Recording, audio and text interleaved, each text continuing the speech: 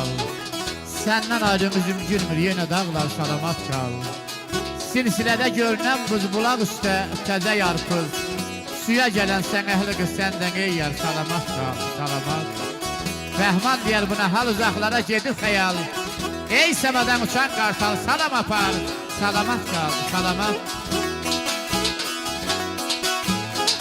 Gedirəm ay dağlar, salamat qalın. Dönüm başınıza yar amanatı. Odur dövlətimdə, odur varımda, dövlət amanatı, var amanatı.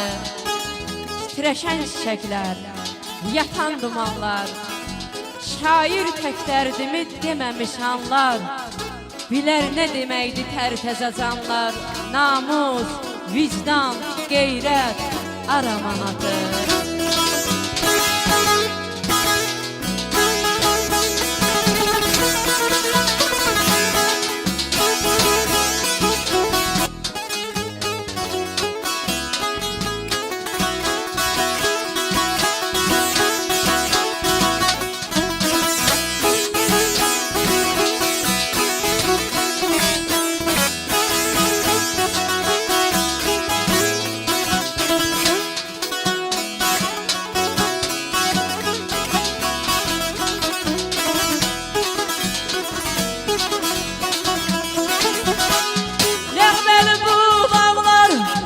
Kimi dağılır, nəğməli bu dağlar göz kimi dağılır.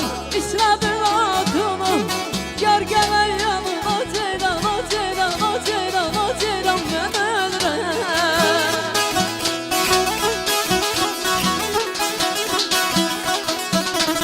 Zəlmi xan nə desin, göz qulaq olur.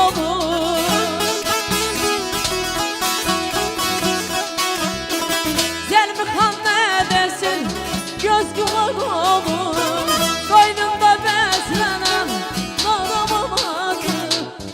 Ay balay, balay, balay, balay, balay, balay ölürəm.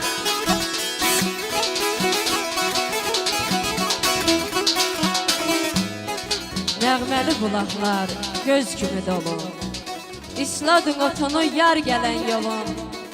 Zəlmi xan nə desin, göz qulaq olur, qoynunda bəslənən nar amanatı.